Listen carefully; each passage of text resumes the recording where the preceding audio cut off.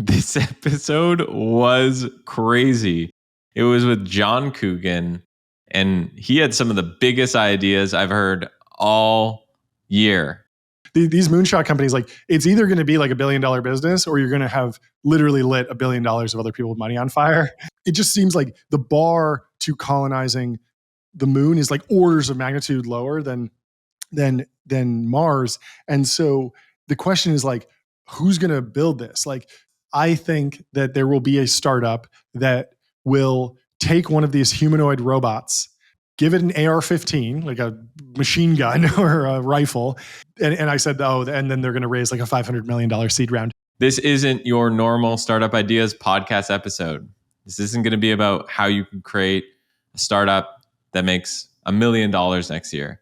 It's all about big ideas. I think it's going to expand your mind.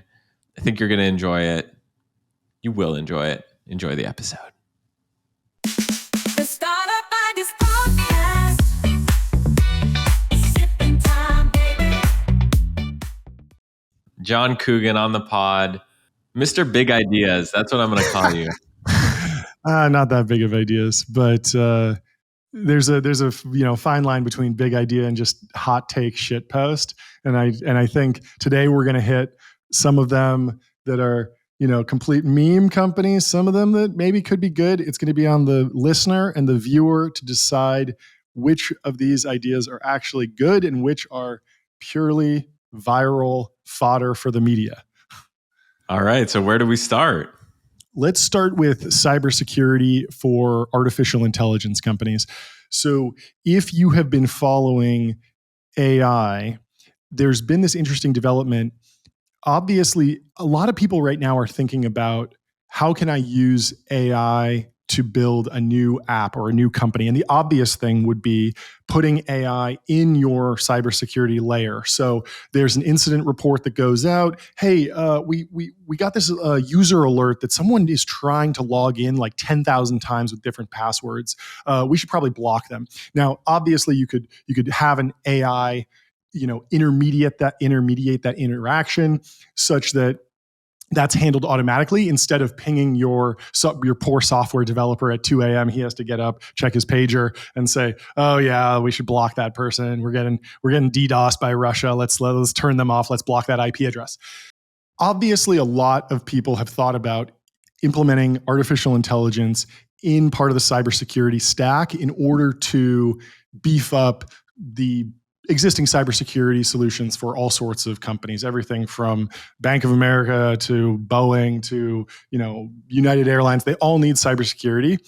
And every cybersecurity company knows AI can make their job easier. So they're implementing this. What I'm talking about is doing the flip side, building a cybersecurity firm that's specifically designed to secure the now highest value digital assets in the world, maybe next to crypto and Bitcoin. Like, if there's a whole bunch of Bitcoin, that's really valuable. But other than that, the next most valuable digital asset has to be the weights to these large language models. And so OpenAI, it's rumored that they spent around $500 million training GPT-4. Now, all of those weights, like once the GPUs go off and train the model, it all gets boiled down into these weights. It's just numbers in a file, essentially. It's in a very large database, but you could steal this. And there's a lot of fear-mongering and conspiracy theories in Silicon Valley right now to the effect that, China has already stolen the weights to GPT-4. Maybe they already have stolen the weights to GPT-5. Who knows if it's real? I actually think that most of these labs are pretty secure, but it goes without saying that these are going to be increasingly valuable targets for hackers to break into and steal. And so figuring out how to protect a digital asset like it's Fort Knox seems like something that's going to be a new and ongoing challenge for the artificial intelligence industry broadly. Now, this is different from in past generations of tech, because if you stole the code base to Facebook and you were like, okay, I have all the code to Facebook, I'm going to launch Facebook2.com. Well, you don't have any of the users. People aren't going to your website. It's not valuable. But with the large language model weights, once you get the model, you can run that anywhere. You can stick that anywhere. You can wrap that into your own product. And all of a sudden, you're not paying OpenAI or Anthropic if you're able to steal the weights. And so these firms are going to need top tier cybersecurity. They already do. A lot of these guys, they go to DEF CON, they talk to all the hackers. They have huge resources allocated to this, but it's just going to become an ongoing problem. And I think that there might be a new opportunity to build a new company around securing these extremely, extremely valuable digital assets, which are the AI models. And so I think that there's in many ways, this is, it's not an entirely novel problem, but if you look at what happened in crypto, for a long time, there were kind of two things that were really valuable. There was like Bitcoin, which was kind of like sticking around forever. And then there's this company called Chainalysis. Did you ever see this? So Chainalysis was a company that they didn't have a token. It wasn't a crypto company. They did the analysis to find like the fraudsters, and they were like super downstream of the actual like cryptocurrency. But that company, even when you talk to the most diehard crypto hater, they'd be like, oh, well, yeah, Chainalysis is probably like a good company because their cash flow is like independent of the underlying token prices because they're just getting paid to hunt down the criminals. And so I think there's something interesting and uncorrelated about doing cybersecurity for artificial intelligence companies where you could be indexed to the growth of artificial intelligence without directly needing, some next benchmark to hit, and you're not going to be in a situation where, all of a sudden, you got obsoleted by, a current company. So anyway, that's my first take. Shh, don't tell anyone. But I've got 30 plus startup ideas that could make you millions. And I'm giving them away for free. These aren't just random guesses. They're validated concepts from entrepreneurs who've built $100 million plus businesses. I've compiled them into one simple database, compiled from hundreds of conversations I've had on my podcast. But the main thing is, most of these ideas don't need a single investor. Some cost nothing to start. I'm pretty much handing you a cheat sheet. The Idea Bank is your startup shortcut. Just click below to get access. Your next cash flowing business is waiting for you. The cybersecurity for AI companies. Greg, what do you think about it? So I like the idea, but where my mind goes to is, what does an insurance company for AI look like, right? Mm-hmm. I actually never thought about the insurance business until I was watching Warren Buffett at the Berkshire Hathaway annual meeting. Yeah. And he said something that stuck with me, which is, insurance is a great business. And someone's like, why? And he goes, you get paid today for something that might not happen tomorrow. That's great. Yeah, I thought that was a really good way of putting it. So I wonder, using the Fort Knox analogy of gold, like if I'm trying to like MVP this, maybe an MVP is you just get in the insurance business and then eventually you sort of evolve into what you're talking about. Yeah, with this is somewhat related, but with the generative AI that's kind of dominating the performance ad market right now, AI generated ads generally across Facebook are already being optimized and chosen through artificial intelligence, but increasingly the text will be generated on the fly per user, and a brand will just kind of show up with like, hey, here's my product, do your best to portray it in the great light. And Facebook is going to wind up generating video, imagery, everything for your brand ultimately. Generative AI is really going to transform digital advertising, but a lot of the big companies and big brands are super nervous about turning their brand over to a generative AI model that is known to have flaws and get things wrong occasionally. And so for those folks, like the small and medium businesses, the SMBs, they will just go for it because it doesn't matter if their brand gets, misconstrued in some AI hallucination, because they just need performance. They just need to grow the top line. But for a really established brand, they don't want to take that risk. So maybe you could wedge in somewhere there, like sell to the CMO of Coca-Cola and say, hey, we know that you're going to be using generative AI tools. If there is some sort of backlash to a generative AI campaign that you run, we will foot the bill to do all the brand correction to get you back on track. That could be interesting because those big brands are going to be like the last ones. They're going to be the laggards in terms of adopting this technology. 100%. Yeah, when I hear an idea like you have here, it's like this to me is I'm almost certain that this will exist and there'll be a big company, but I always just think about like, okay, what are the wedges? Like what are the 100 wedges? And like starting to write that down on a list.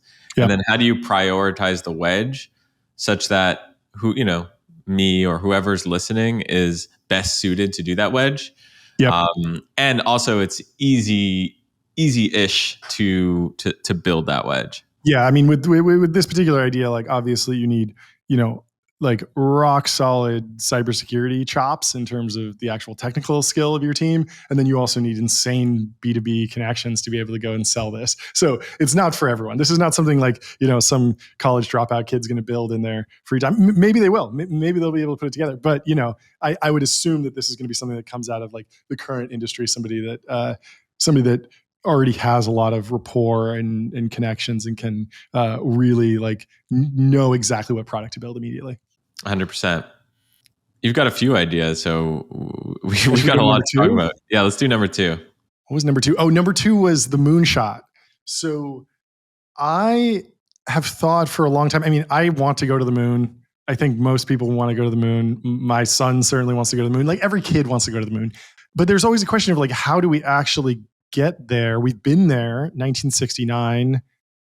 That's a long time ago at this point, and we're going back. So SpaceX is going to have the capacity to go to the moon and put humans there.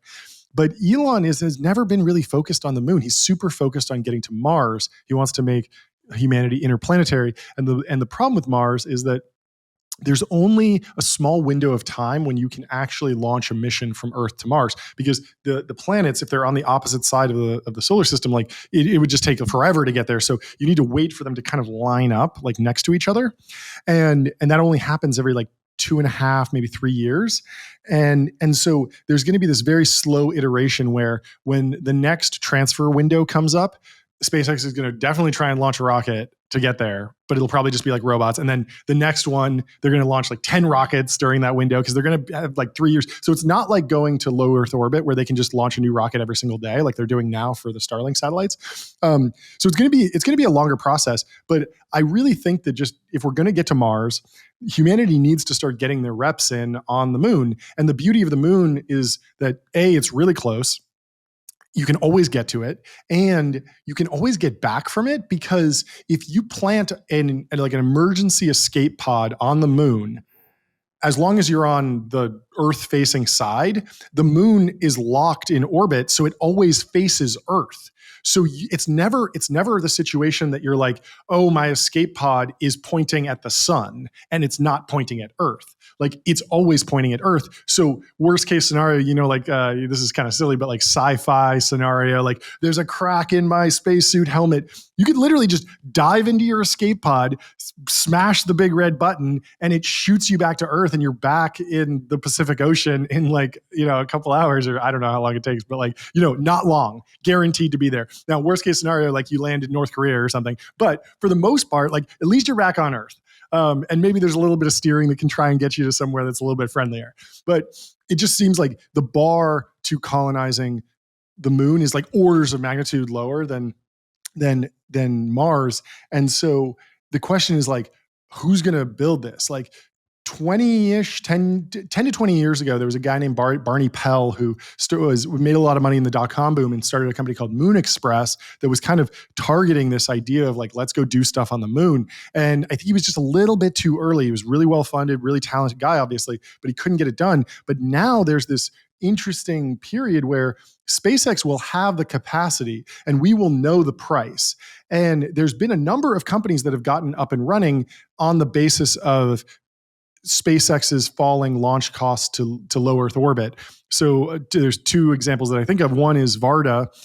They do drug manufacturing in space. So In low Earth orbit, there's no gravity. And so if you're trying to make a drug and it's crystallizing, if you can turn off the gravity, that can produce higher yields and better drugs, essentially. So it's a pharmaceutical play, but leveraging SpaceX, and it'd be impossible without SpaceX. And the same thing goes for Impulse Space by Tom Mueller, the first employee at SpaceX. He is building a company that creating a boost vehicle that gets material from low Earth orbit to geosynchronous orbit.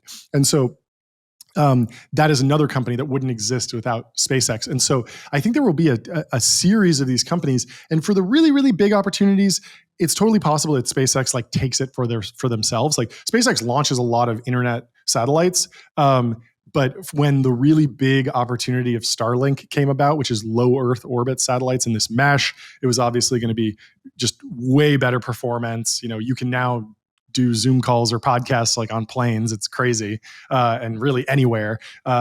They kind of took that for themselves. So I wouldn't want to compete with SpaceX on that.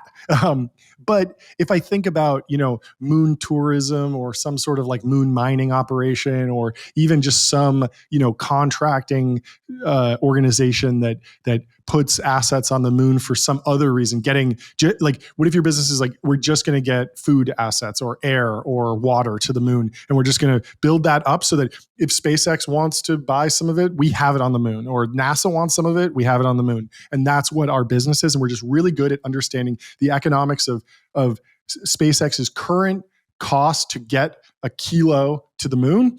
And we are really good at just taking, like, if it costs $100,000 a kilo or $1 million a kilo, or it doesn't matter, we have figured out what the right thing is to do right now. And I don't know the sequence of events. It might be you want to put a nuclear reactor there first or something, or a solar panel, or I don't know, robot, who knows? But figuring that out and then just being the company that just does that again and again and again, just puts you in a really cool place. And I just think like it might be the right time. It sounds crazy and it sounds early, but at the same time, like, the Artemis mission's happening, humans are going to be on the moon. And I think when that happens and we're going to see like HD video of humans walking on the moon in like a couple of years. And that's going to be crazy because like all we have is the really grainy footage from the 60s that like no one believes anymore and everyone thinks it's a conspiracy theory.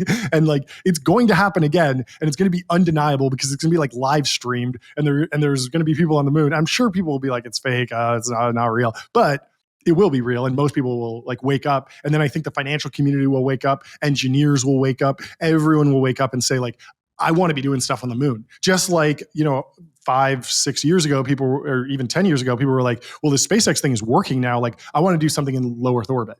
And whether that's a satellite or imagery, Planet Labs just takes photos of the Earth constantly. And then they can sell that data to all sorts of different resources like hedge funds or weather companies. There's a whole bunch of things that are valuable there.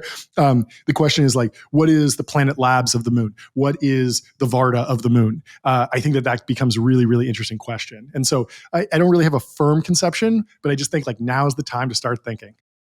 God, this is why I brought you on. When we do this show, we have a lot of ideas around, $1 million a year, 10 million, $100 million a year. Yeah. Moonshots, talking about the moon isn't, in our normal repertoire. Yeah. And it just reminds me of like, it's important to have people like you it's important to have people listen to people like you, because if you listen to the here's an idea to build like a quick AI app to make you $1 million, you get sucked into that world, and that might be thinking too small. It might be. It just depends on like who you are and what you want to be doing with your life. Like there's it's totally valid to be like, I want to build a lifestyle business, or I want to build a big business, or I want to build something really slow, or, I want to have full control and not raise. Like all these things are valid. I just think like, for the right person out there, there's probably someone who's like, yeah, you know what? I have been obsessed with the moon when I was 5 years old, and I have some skills that are relevant here. Like, why don't I just go after this? Yes. And then I can always build $1 million business later. But yeah, I mean, these moonshot companies, like, it's either going to be like $1 billion business, or you're going to have literally lit $1 billion of other people's money on fire, and it's going to be a disaster. Hopefully it's not like a fraud and you actually just spent it on important things and it just like didn't go well, which happens all the time, and that's fine. Everyone signs up for that. But yeah, I mean, I do think that there are lots of people who like, they lose a little bit of that, childlike wonder. And if your childhood was all about, doing something really ambitious, or like, at least give it a shot, like, why not try and get the first thing done, build the pitch deck, raise the money, go hire some people, figure out the next thing. I mean, a lot of people are doing this like post liquidity. Like there's the Robinhood, the co-founder of Robinhood, the trading app, became very, very wealthy. I mean, that's a multi-billion-dollar business. And he's always obsessed with space. And so he's doing solar panels in space and then capturing the energy and then beaming it down to Earth with a laser. Now, I haven't looked into the numbers. I have no idea if this will work. It sounds crazy to me. Who knows? But like, it's super cool. And I'm glad he's doing that instead of just like buying another yacht or something, like, go for it. Like, do something cool. Why not? Totally. And that's why I wanted to bring you on. Like, I brought you on because some people are going to be listening to this and be like, this guy is crazy. and some people are going to be like, I need more people like John in my life, either, just like listening to you or getting to know you, because I think it helps people kind of figure out what they want to, how they want to spend their time. And it's good to have diverse sort of people to, yeah.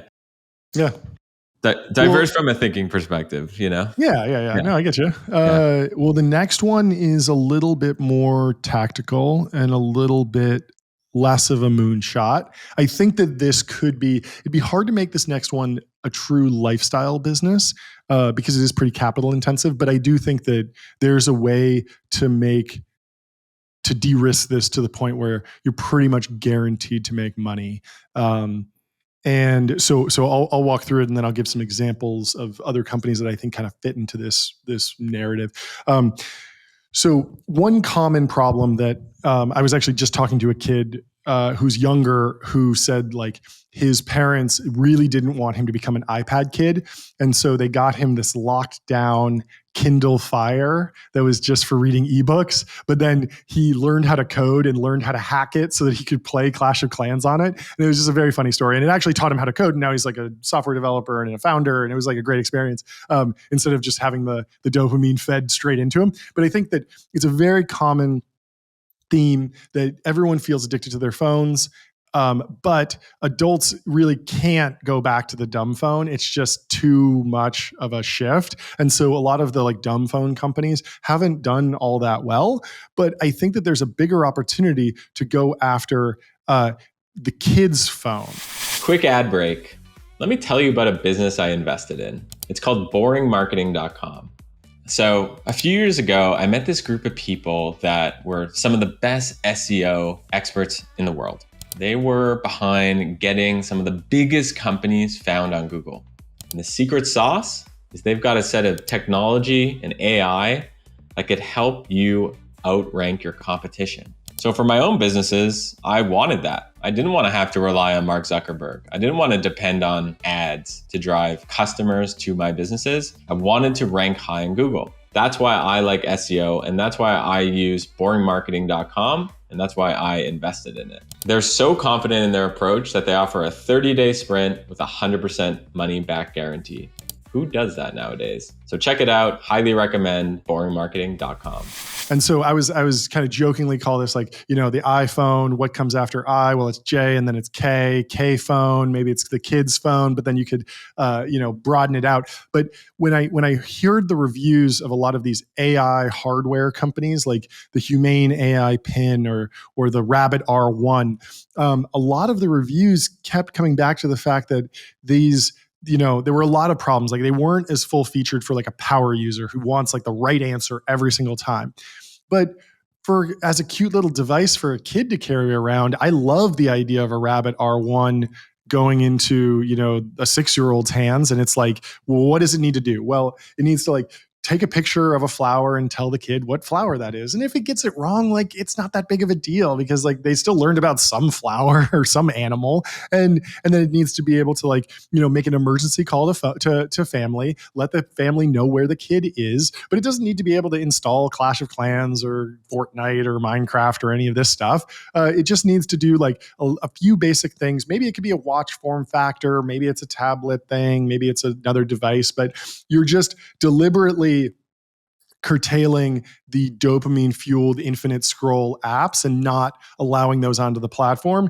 And I think parents would buy this earlier. I think parents will eventually be beaten down by teenagers and just wind up buying iPhones. But for the middle schoolers, I think a lot of parents would be happy to buy something that's like, decent quality, kind of ruggedized, kind of fun, cool style. Doesn't look like an Apple product, doesn't look like a status symbol, couple $100, basic features. And it's something that can maybe help the kid with homework or questions or learn about the world, keep them connected a little bit, but not overwhelm them with the dopamine fueled apps.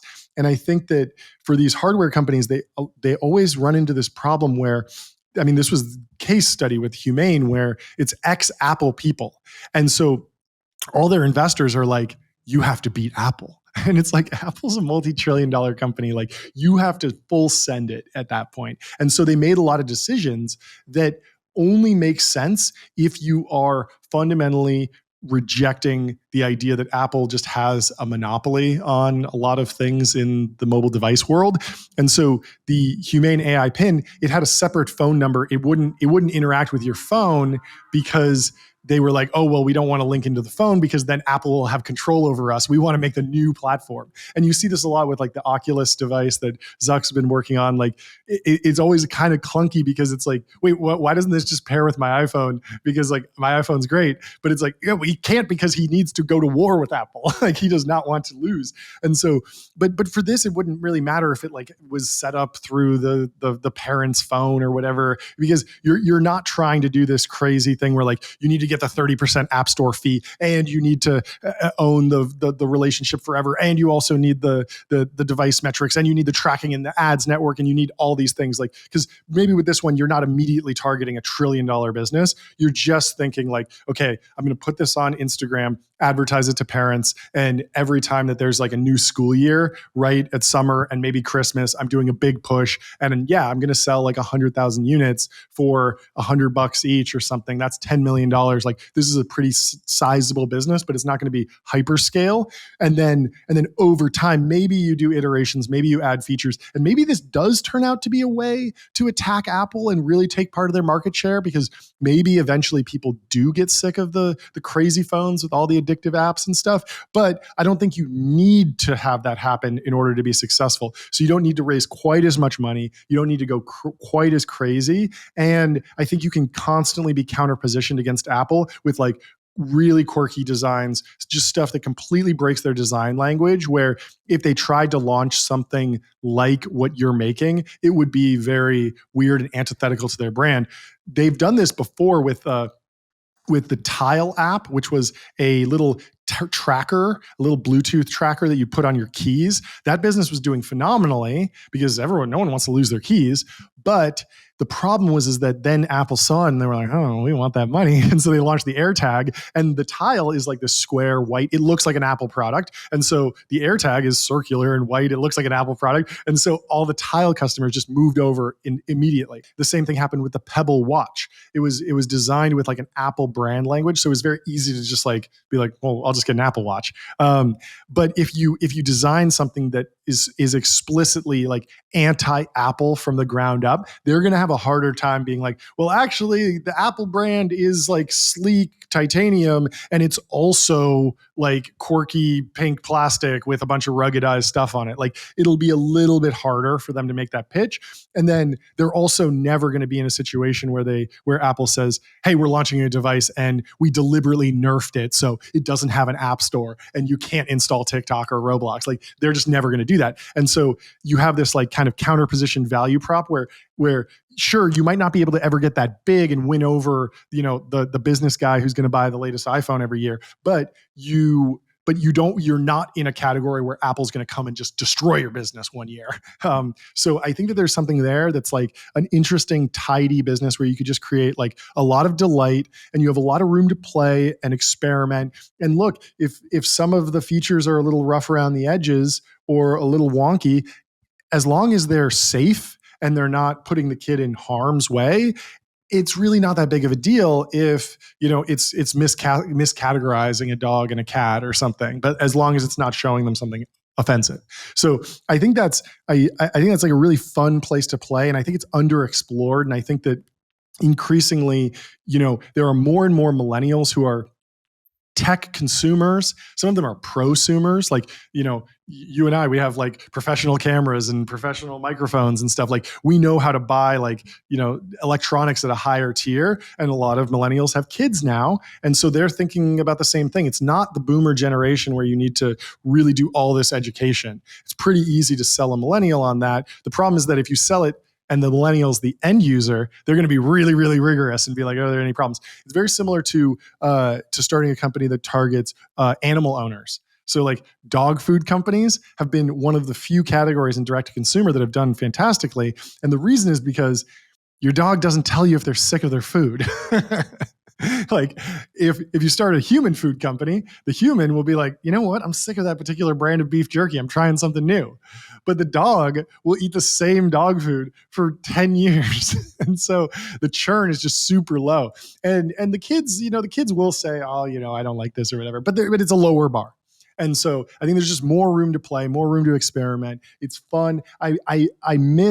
I fundamentally miss the era of gadgetry. I remember when I was a kid, there was Sharper Image, and every year there was like a new gadget, and it was just like, they're like, oh, this is like a vacuum cleaner that plays music, or there's a Bluetooth stereo that goes in your shower, or like just random stuff. And all of that's just been completely cannibalized by Apple. And don't get me wrong, I love Apple products. They're fantastic. There's a reason why we all buy them. But I love this idea of getting back to an era where a small company can tinker and create something that's novel and new, but tactile, and something that you can unbox. It's so hard to buy presents for people at Christmas, because I used to get people DVDs and books and music albums. All that's digital. What am I going to do? Hey, you should like just download this on Spotify and watch that on Netflix. Like, no, I want to get you a physical thing. But then if I start getting you like a kitchen gadget, like a Cuisinart or an air fryer, it's like, well, then pretty soon your whole kitchen's filled with all this junk. It's ridiculous. So we need to get back to like the cool gadgets, the unique things, the opinionated hardware. And I think this is just a really, really fun and interesting place to play. But what's your reaction? Dude, so good. This is probably my favorite one. I also think this particular idea, like once you show traction via the internet, you do Instagram ads, you start selling it, you can go to a Verizon and they're looking for products like this. Yeah. They want to sell. You can even sell this in the Apple store. Like, yeah, it's not that crazy. Totally. So these retail shops are looking for products like this. To me, this is a no-brainer. Yeah. I really hope that, I don't exactly know what the funding arrangements are at a lot of these new generation hardware AI companies is, but I would love to see one of them like discover this and pivot into it and be really successful. I want them all to be successful, but it just feels like a lot of those launches, they came out, MKBHD kind of trashed them. No one really bought it. Return rates were kind of high, but it was because the pitch was, this is going to be on par with your iPhone. And that's just too tall of an order. And I think just making it fun and niche and unique. Like, I love the fact that I have, obviously the phone on the camera is great, but I love getting camera gear still. I like a Sony camera that's opinionated around this one little thing. It only does this one thing really well. And I love that, but those niches are getting slimmer and slimmer as the phone just does more and more. So I'd love to see some more stuff break through. Yeah, and I think just one quick takeaway from that is people are thirsty for fun products, and I think it's keyword fun. I love Apple too, but Apple has become like minimalistic and just clean and modern. And, for your day-to-day stuff, I think that's what you want. Yep. But when you're in GIF giving mode, like you want fun, and when you receive a gift, like it's more fun to get a fun gift with a fun opinion than something's just clean and modern. Yeah, totally. Yeah. I mean, I think back to like the old Macs that had the colored clear plastic on the back. So Like, sick. what a crazy design. That's so cool. I think that's kind of making a comeback. Zuck announced some glasses that were clear, which is really cool that you could see the internals. And I think Palmer Luckey's new company Mod Retro has a clear Game Boy design that's really cool. But yeah, it's tricky. It feels like we're on the cusp of something breaking through, but it is tricky. Yeah. So whatever it is you're building, if it's this idea or not, inject fun because it's what Yeah. people want. Yeah, and it's differentiated. Like it's going to be hard to compete with Apple on just like the clean, perfect industrial design, and people are going to nitpick that. They're going to say, "Oh, the tolerances aren't that good." Well, it's like, yeah, because like you didn't have the resources to like mill a unibody like aluminum thing. Like it's like insane. Or like however they made this out of titanium, like that's insane. Like have some fun with it, do something weird, and even if it's like bigger or sacrifices on some sort of vector like battery life or durability or whatever, like just be upfront about that. And I think consumers will embrace it. We have a few minutes for one last one. I want you to talk about the tweet that you just did.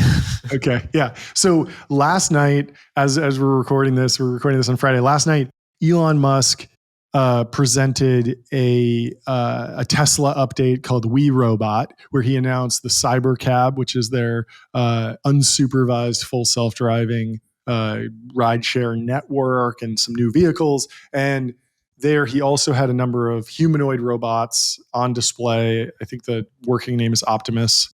And there's been a number of these humanoid robotics companies. There's a bit of a boom now. I think everyone's expecting that a lot of the work that was done in large language models and ChatGPT to kind of flow downward towards humanoid robots, where you could just talk to a humanoid robot and tell it to go do your laundry and it'll just do it. Now, at this moment, no one's really broken through with a fully autonomous robot. A lot of them are teleoperated, meaning that there's literally a human in a suit kind of like doing the same action remotely, and then the robot's just mirroring them. But that works for plenty of things. I mean, this has been used for a long time, teleoperation in medicine, and then also in like, if there's a nuclear reactor, you don't want to go in there, but it's fine to have a remote tech, walk in and, act as the robot or whatever. SWAT teams and bomb defusal. This is the classic teleoperation robot. But there's separately from the AI and humanoid robotics trend, there's also been a huge trend in defense technology, driven mostly by Anduril and Palantir before that. But there's just this trend that like defense tech is cool. The government and the military is cool again. The end of history isn't happening. And there's, potentially great power competition is back on the menu. I mean, we see this with Ukraine and Russia, and there are very serious conflicts happening. And so people are coming to the conclusion that yes, we do need, a serious revamp and efficiency gains within our military. And so there's been a lot of companies that have started with drones. Famously, Y Combinator just had their first defense tech company. It's a cruise missile company, which is kind of crazy when you think about what YC has done historically. Been a lot of consumer apps, Airbnb, a lot of B2B SaaS. Gusto and Rippling and Stripe came through here. But then now they're doing cruise missiles. And a lot of people think that's funny and interesting. I think it's great. I think they should be doing anything that's valuable. But my point was that I was predicting that within the next 6 months, I think that there will be a startup that will take one of these humanoid robots, even if it's teleoperated, give it an AR-15, like a machine gun or a rifle, and just do a demo of like what this would look like for just basically a Terminator scenario, and go massively viral, be extremely controversial. People will say, "Is this bad? The robots are going to kill us." But and I said, oh, and then they're going to raise like a $500 million seed round. Maybe that's true. Maybe that's not. That's kind of, a joke. But the idea is that we've seen so many of these like humanoid robots and AI startups. We've seen a lot of people doing cruise missiles and like things that would have been controversial like 10 years ago. And now all the planets are aligning to create basically the Terminator company. Which would be, completely controversial and like a lightning rod, which could be very good for getting attention and breaking through if you're a new startup. Now, there's the question about like, do we actually need this? Is this the right thing? For a lot of use cases, like, no, you don't want a humanoid robot. You want a tank or you want a plane or something. But for some, maybe the teleoperation makes sense. Like why put a human at risk in, like when we went in to get Osama bin Laden, we sent in Navy SEALs. They got in a helicopter. It was a very dangerous mission. And if they could have been running that mission remotely from a warehouse and just doing teleoperation, but doing everything that they did, but it's just robots. So even if they got shot, nothing would happen. Basically, you die and you just immediately respawn like Call of Duty. That sounds like an improvement.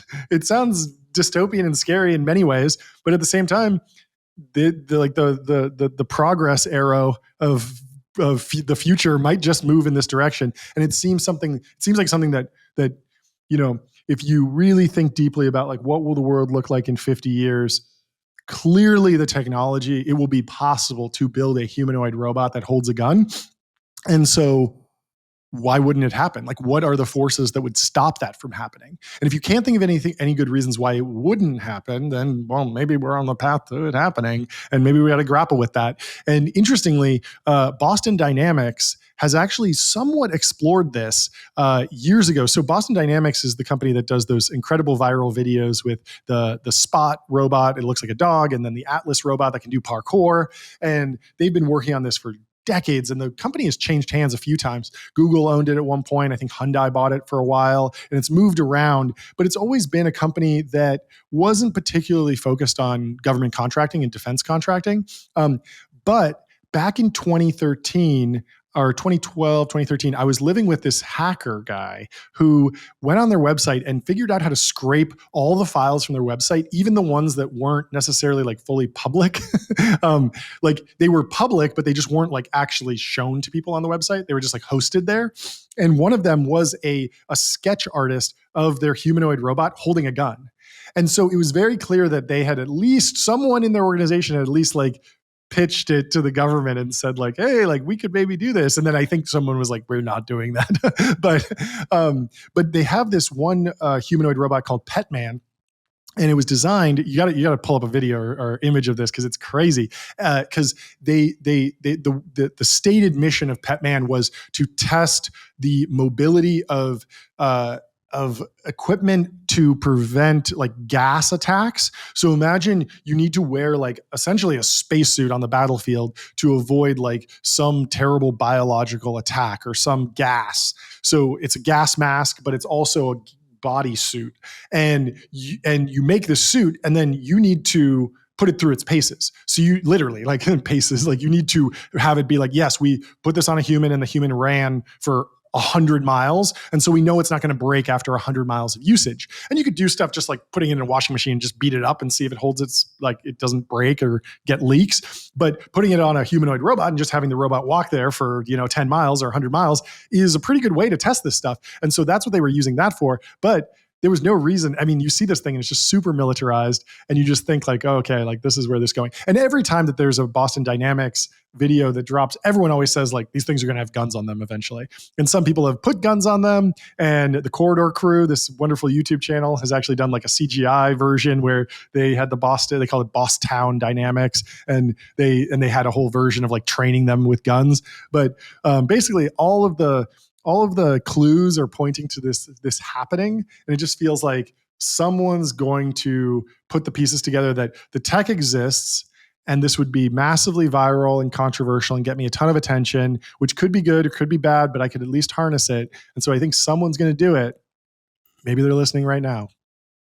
So I got a lot of thoughts on this one. One is, not only do I think that could this be used in the military, Navy SEALs type things, but it could also be used for security, right? Totally. Like I was driving on my way to here, and it's a Jewish holiday, I think, today, or tomorrow actually.